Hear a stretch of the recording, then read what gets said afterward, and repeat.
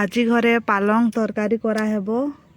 ଆଉ ସେ ପାଲଙ୍ଗରେ କଖାରୁ ଫୁଲକୋବି ବିନ୍ସ ଆଉ ସାରୁକନ୍ଦା ମିକ୍ସ କରିକି ରନ୍ଧା ହେବ ଆଜି। ତ ସେମାନେ ଆଜି କାଟବାର୍ ଲାଗିଛନ୍ ପୁରା ପରିବାଗା। ସେମାନେ ହିଁ ଆଜି ବନାବେ ତରକାରୀ କେନ୍ତା ବନାବେ ଯେ କେ ଜାନେ ଫାଷ୍ଟ ଟାଇମ୍ ବନଉଛନ୍।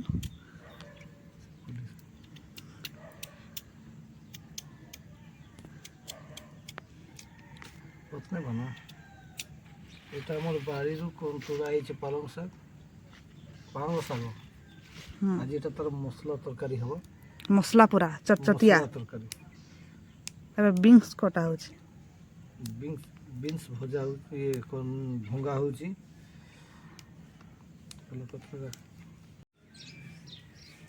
ତାୱାରେ ଟିକେ ତେଲ ଦିଆଗଲା।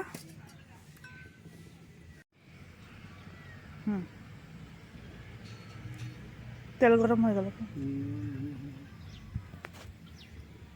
ତେଲ ଗରମ ହେଇଗଲା ଆଉ ଡାଲଚିନି ତା ଉପରେ ପଡ଼ିଲା। ଟିକେ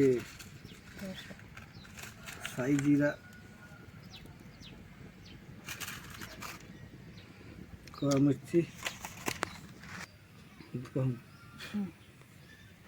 ଲଙ୍କା ଦିଆ ହେଲା। କଞ୍ଚା ଲଙ୍କା ଦୁଇଟା ଦିଆଗଲା ନା ଗୋଟେ କଞ୍ଚା ଲଙ୍କା ଗୋଟେ କଞ୍ଚା ଲଙ୍କା ଆଉ ଏଥିରେ ପଡ଼ିବ ପିଆଜ ଗୋଟେ ପିଆଜ ପଡ଼ିଲା। ତାକୁ ଏବେ ଭଜା ହେବ। ତାକୁ ଏବେ ପିଆଜ ନାଲି ହେଲା ଯାକ ତାକୁ ଭଜା ହେବ ଫ୍ରାଏ କରାହେବ। ତାକୁ ନାଲି ହେଲା ପରେ ତାପରେ ମସଲା ତାକୁ ଦିଆହେବ। ଗୋଳେଇ ଦେଶୀ ମସଲା କରାହେଇଛି। ଜିରା ଧନିଆ ସବୁ ପେଷ୍ଟ କରାହେଇକି ପେଷ୍ଟ ହେଇକି ରଖାହେଇଛି। ଏ ଗିନାରେ ରଖାହେଇଛି ସବୁ ପେଷ୍ଟ କରାହେଇକି। ଅଦା ରସୁଣ ଜିରା ଧନିଆ ଯାହା ଅଛି ସବୁ ପିଆଜ ହଳଦୀ ନାଲି ହେଇଗଲାଣି। ଏବେ ମସଲା ଦିଆହେବ। ମୋଟା ହେଇଥିବା ମସଲା ବେଶୀ ହେଇଯିବ।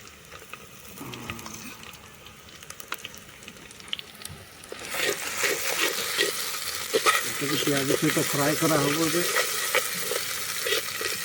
ଭାଜିଲା ପରେ ତେଲ ଛାଡ଼ିବ ଯେତେବେଳେ ତାକୁ ଆହୁରି ମସଲା ପଡ଼ିବ।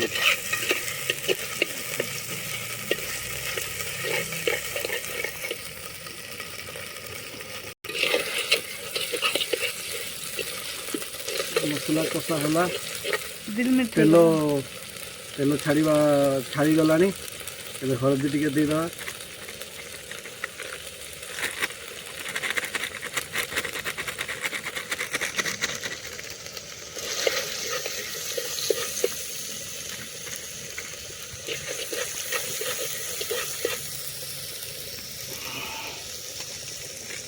ଜିରା ପାଉଡର ଜିରା ପାଉଡର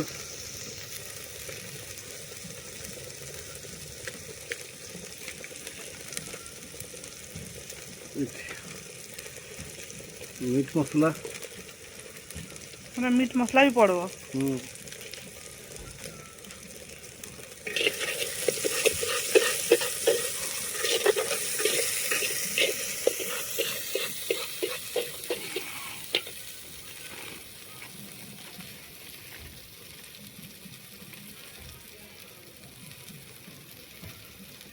ସ୍ୱାଦ ଅନୁସାରେ ଲୁଣ ଟିକେ ପଡ଼ିବ।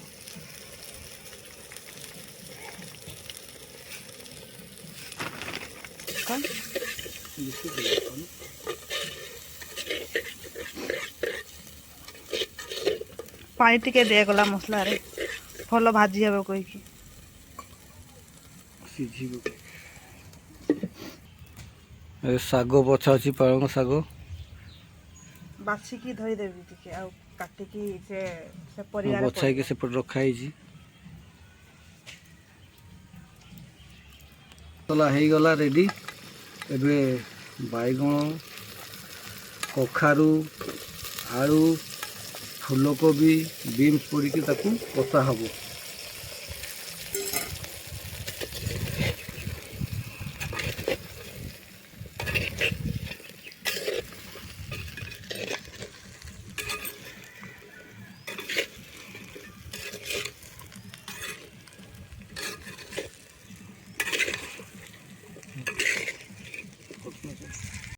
এটা মସଲା କଷା ପରିବା ପଡ଼ିଲା ପରେ ମସଲା ସବୁ ପରିବା ସହିତ ତାକୁ ମିଶା ହେବ। ମିଶାଇଲା ପରେ ତାକୁ ଘୋଡ଼ା ହେବ, ଘୋଡ଼େଇ ଦିଆହେବ।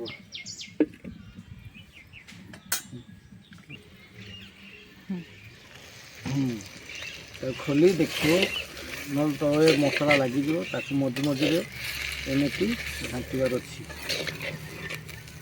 ନହେଲେ ମସଲା ସବୁ ଲାଗିଯିବ ତଳେ। ପରିବା ବି ଲାଗିଯିବ ପୁରା ସେଠି।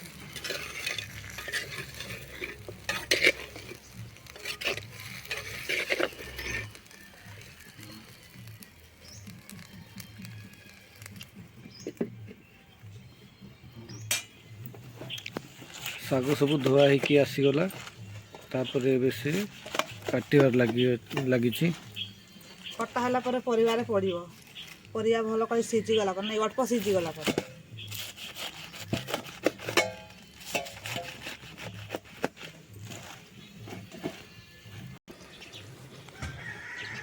ଆଉ ୟାକୁ ମଝି ମଝିରେ ଖୋଲିକି ଘାଣ୍ଟିବାର ଅଛି, ନହେଲେ ଲାଗିଯିବ। ଚଲେଇବାର ଅଛି। ଟମାଟୋ ବି ଦିଆ ହେଇଯାଇଛି, ଟମାଟୋ ଦିଆ ହେଇଗଲା। ତାକୁ ଏବେ ଧୀରେ ଧୀରେ ଇଏ ହେଇକି ସିଝିବ। କିଛି ସମୟ ତାକୁ ଆଉ ଅଳ୍ପ ସମୟ ଲାଗିବ। ସବୁ ସିଝିଗଲା, ପ୍ରାୟ ଅଧା ଅଧି ସିଝିଗଲାଣି। ଆଉ ଅଳ୍ପ ସମୟ ପରେ ୟାକୁ ପାଣି ଦେଇକି ଟିକେ ସିଝା ହେବ ଭଲରେ। ତାପରେ ପାଳଙ୍ଗ ଶାଗ ଦିଆ फूल नहीं है, छोटे छोटे फूल होते हैं।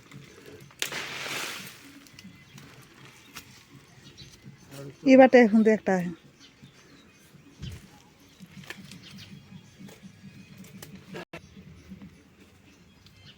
तो क्या कितना ପରିବା ହେଇଗଲାଣି। ଆଉ ଏବେ ଶାଗ ଏଇଠି ପଡ଼ିବ।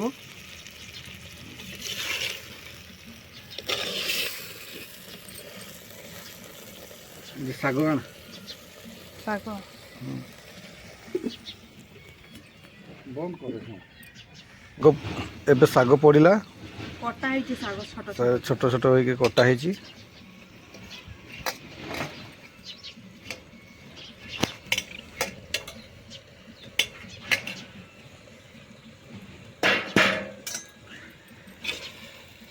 ତାକୁ ଚଲା ହେବ, ଏବେ ଚଲା ହେଉଛି। ପୁରା ଭଲ କରି ଘାଣ୍ଟି ଦେବି, ସବୁ ପଟେ ମସଲା ଲାଗିଯିବ ଶାଗରେ।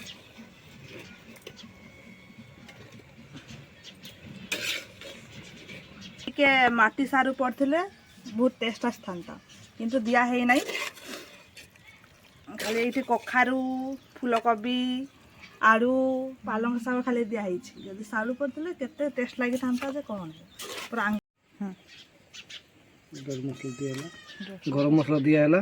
ତରକାରୀ ହେଇଗଲା। ତାକୁ ଏବେ ଟିକେ ସମୟ ଢଙ୍କା ହେଇଯିବ। ଚୁଲି ବନ୍ଦ ହେଇଗଲା, ନିଆଁ ଲିଭିଗଲାଣି। ଆଉ ତରକାରୀ ହେଇଗଲା ରେଡ଼ି। ଓକେ, ତରକାରୀ ପୁରା ରେଡ଼ି ହେଇଗଲା।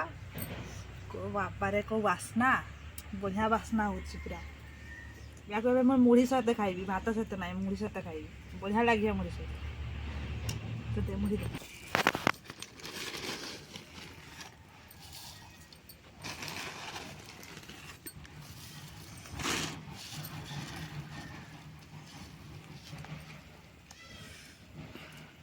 ଗରମ ବି ଅଛି, ଗରମ ଗରମ ଭଲ ଲାଗିବ।